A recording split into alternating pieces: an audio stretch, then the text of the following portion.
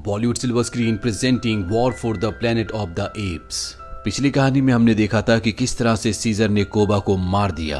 कोबा की वजह से इंसान अब चिंपैंजीज के दुश्मन है।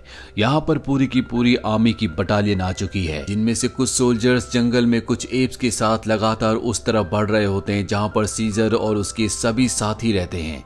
दरअसल ये जो एप्स इंसानों के साथ है, ये कभी कोबा के साथ ही हुआ करते थे, लेकिन अब ये इंसानों के लिए काम करते हैं।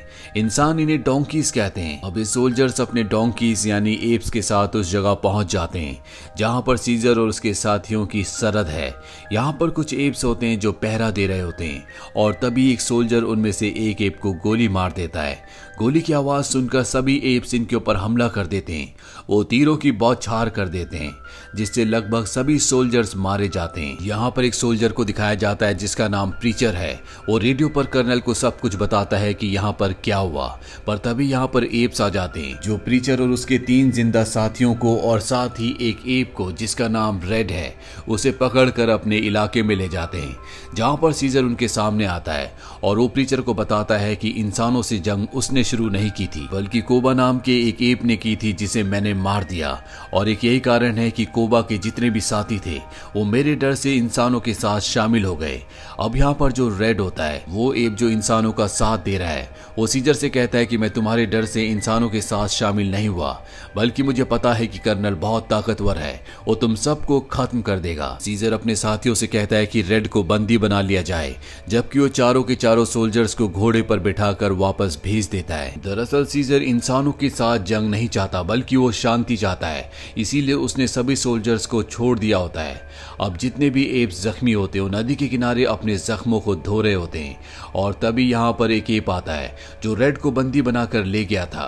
वो बताता है कि रेड भाग चुका है। अब यहाँ पर सीजर का बेटा रेड आई भी अपने दोस्त के साथ आ जाता है। दरअसल वो अपने दोस्त के साथ एक बहुत लंबी जर्नी पर गया था।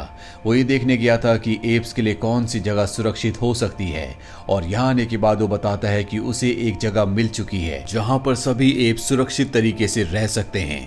अब यहाँ पर एक एप जिसका नाम विंटर है, वो सीजर से कहता है कि हमें आज ही निकल जाना चाहिए क्योंकि यहाँ पर खतरा बहुत ज्यादा बढ़ चुका है। सीजर कहता है कि सही वक्त आने पर हम यहाँ से निकल जाएंगे। रात को सीजर देखता है कि झरने की दूसरी तरफ कुछ रोशनियां हैं और जब वो झरने के पास जाता है तो वहां पर उसे एक रस्सी मिलती है। वो समझ जाता है कि कर्नल और उसके सोल्जर्स यहाँ पर पहुंच चुके हैं। वो सबको इन्फॉर्म कर देता है और अब इंसानों के और एप्स के बीच में एक घमासान लड़ाई शुरू हो जाती है। एप्स यहाँ पर कई सोल्जर्स को मार देते हैं और तभी सीजर को अपनी पत्नी और बच्चों का ध्यान आता है और जब वो उस जगह पहुंचता है जहाँ पर उसकी पत्नी और बच्चे थे तो वो देखता है कि वहां पर कर्नल है जो उसकी पत्नी और बड़े बेटे ब्लू आई को मार चुका होता है। दरअसल कर्नल को ये लगा था कि ब्लू आई सीजर है। सीजर अपने परिवार की मौत से गुस्से में आग बबूला हो जाता है। वो कर्नल को मारने के लिए उसके पीछे जाता है, लेकिन तब तक कर्नल रस्सी के सहारे यहाँ से निकल जाता है। सीजर जब वापस अपनी पत्नी और बड़े बेटे की डेड बॉडी के पास आता है तो वहां पर उसका छोटा बेटा भी पत्थरों के पीछे छुपा होता है। अब यहाँ पर सभी एप्स होते हैं सिवाय एक एप को छोड़ के जिसका नाम विंटर है, जो सीजर का वफादार था। अब सबको ये लगता है कि विंटर इंसानों के साथ मिल चुका है, वही सभी इंसानों को यहाँ तक लाया था। सीजर को पता है कि अब ये जगह बहुत ज्यादा खतरनाक है, इसीलिए अपने बड़े बेटे के दोस्त को कहता है कि तुम सभी एप्स को लेकर उस जगह चले जाओ जो पूरी तरह से सुरक्षित है। मैं कर्नल के पीछे अपनी पत्नी और बेटे की मौत का बदला लेने के लिए जा रहा हूँ। यहाँ पर सीजर का जो सबसे अच्छा दोस्त है जिसका नाम मॉरिस है, वो कहता है कि मैं भी तुम्हारे साथ चलूंगा। हालांकि सीजर नहीं चाहता कि उसके साथ कोई भी आए, लेकिन उसका दोस्त मॉरिस और 2 और चिंपैंजीज उसके साथ उसके सफर पर आगे बढ़ चलते हैं। ये चारों के चारों एक घर के बाहर पहुंचते हैं जहां पर एक आदमी को देखते हैं। इससे पहले कि वो आदमी इन पर गन से फायर करता, सीजर उसे मार देता है। और अब जब ये घर के अंदर जाते हैं तो इन्हें वहां पर कोई भी नहीं मिलता। वहां पर सिर्फ एक बच्ची होती है और जब मॉरिस उस बच्ची के पास जाता है तो उसे पता चलता है कि वो बोल नहीं सकती। वो सीजर से कहता है कि हमें इसे अपने साथ ले जाना होगा। हालांकि सीजर ऐसा नहीं चाहता, पर मॉरिस के कहने पर वो बच्ची को अपने साथ ले जाने के लिए तैयार हो जाता है। और अब ये सब के सब यहाँ से कर्नल की तलाश में आगे बढ़ चलते हैं। एक लंबा सफर तय करने के बाद एक जगह पहुंचते हैं जहाँ पर इन्हें सोल्जर्स का एक कैंप दिखता है। साथ ही यहाँ पर इन्हें अपनी ही टोली का एक एप जिसका नाम विंटर है, जो इनकी टोली से गायब हो गया था, वो भी वहां पर होता है और ये उस तक पहुंच जाते हैं। विंटर इन्हें बताता है कि कर्नल यहाँ से निकल चुका है। दरअसल वो एक दूसरी सेना की टुकड़ी के पास पहुंचकर उनसे मदद मांगने के लिए यहाँ से निकला है। सीजर विंटर से पूछता है कि तुमने हमारा पता क्यों बताया। विंटर कहता है कि कर्नल ने मुझसे वादा किया था कि वो मेरी जान को बख्श देगा। सीजर उसे कहता है कि तुम्हारी वजह से मेरी पत्नी और मेरा बड़ा बेटा मारा गया।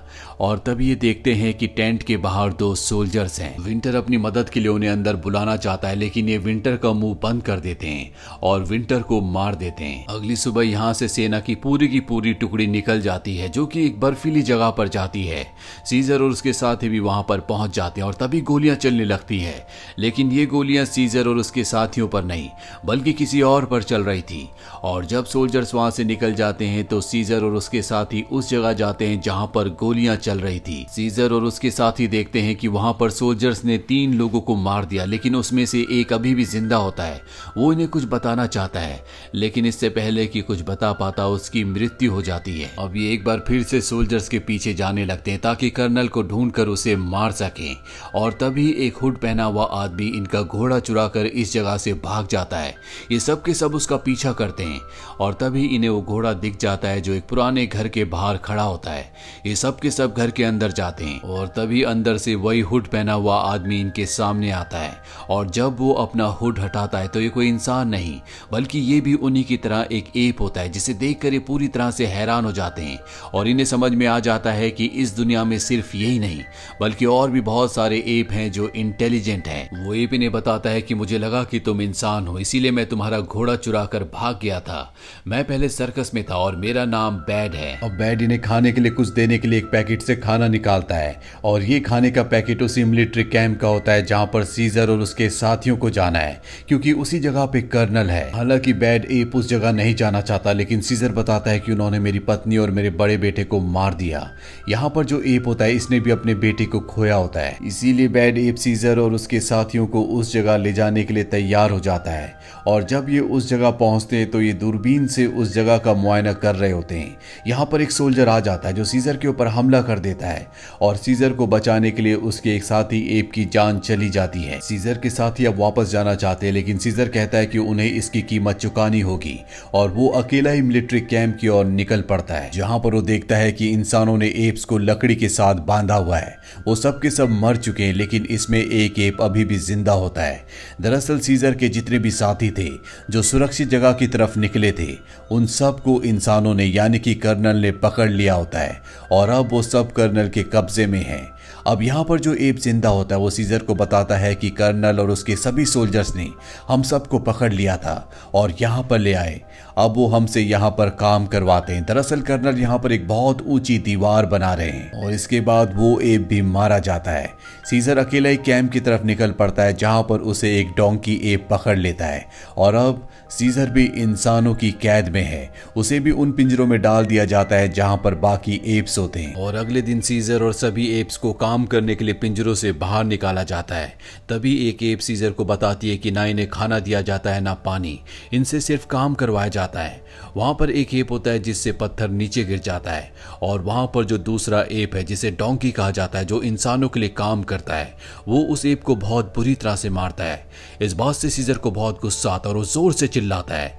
और अब यहाँ पर जितने भी एप्स होते हैं वो सब के सब काम करना बंद कर देते हैं। लेकिन जब कर्नल बाहर आता है और सीजर के सिर पर गन रख देता है और गिनती गिनना शुरू करता है तो सभी एप्स दोबारा से काम करना शुरू कर देते हैं। इसके बाद कर्नल सीजर को अपने ऑफिस में बुलाता है, जहाँ पर सीजर उससे पूछता है कि तुम यहाँ पर इतनी बड़ी दीवार क्यों बना रहे हो और क्यों तुम अपने लोगों को मार रहे हो। कर्नल उसे बताता है कि जो भी वायरस से इन्फेक्टेड थे उन इंसानों को मैंने मारना शुरू कर दिया, जिसमें मेरा बेटा भी था, ताकि ये वायरस दुनिया में और ज्यादा ना फैले। ये वायरस अब इंसानों को नहीं मारता बल्कि उनकी बोलने की शक्ति को छीन लेता है, साथ ही उनकी जो इंटेलिजेंस है उसे भी खत्म कर देता है। यानी यानी कि वो दवा जिससे सारे के सारे एप्स इंसानों जैसे बुद्धिमान बन गए, उसी दवा के वायरस से अब इंसान जानवरों की तरह बन रहे हैं। इसीलिए कर्नल ने ऐसे बहुत सारे लोगों को मारा है जो उस वायरस से इन्फेक्टेड थे, जिस वजह से यूएस की आर्मी अब कर्नल के खिलाफ हो गई है। इसीलिए यहाँ पर वो बहुत विशाल दीवार बनवा रहा होता है ताकि जब यूएस आर्मी उससे लड़ने के लिए आए तो वो अपने आप को इस दीवार के पीछे क्वारंटीन रखे,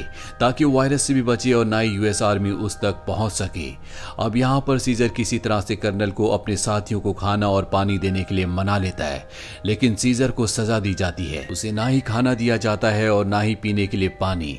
अब वो लड़की जिसे सीजर और उसके दोस्त मॉरिस ने बचाया था, जो बोल नहीं सकती, जब उसे पता चलता है कि सीजर को खाना पानी नहीं दिया जा रहा, जिस वजह से उसकी हालत बहुत ज्यादा खराब हो गई है, तो रात के अंधेरे में वो चुपचाप सीजर तक पहुंच जाती है और उसे पीने के लिए पानी और खाना भी देती है। पर इससे पहले कि वो लड़की वहां से निकल पाती, वहां पर कर्नल आ जाता है।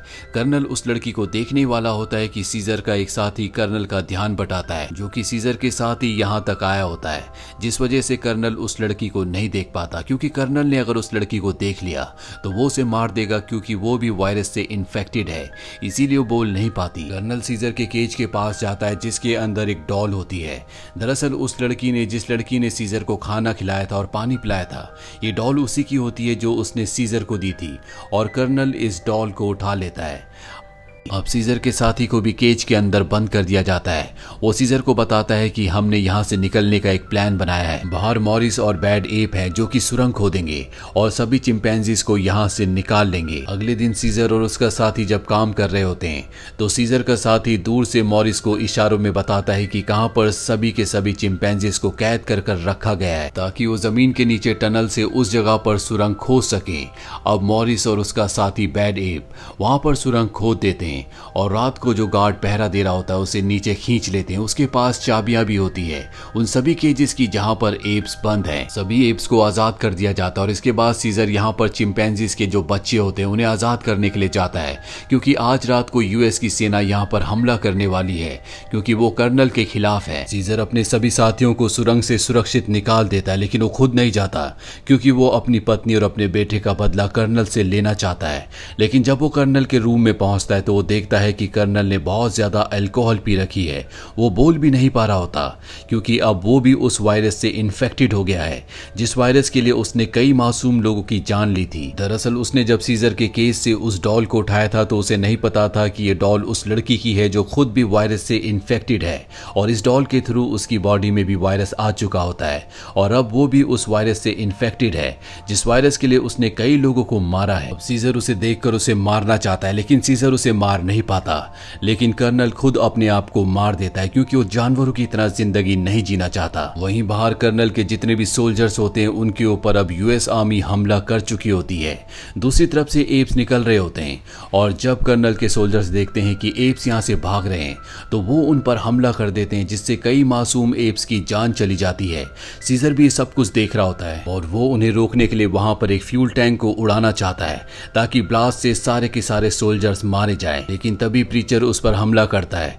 प्रीचर वही है जिसने इस कहानी की शुरुआत में सीजर के बेटे के दोस्त को जख्मी किया था। प्रीचर सीजर को मारना चाहता है। दूर से सीजर का वो साथी जो इंसानों के साथ है, जिसे इंसान डोंकी कहते हैं, वो सीजर की बहादुरी देखकर अपना दिल बदल देता है और प्रीचर को मार देता है। जब इंसान देखते हैं कि उस चिंपैंजी ने जो उनके साथ उनके लिए काम किया करता था उनके साथी को मार दिया, तो वो उसे मार देते हैं।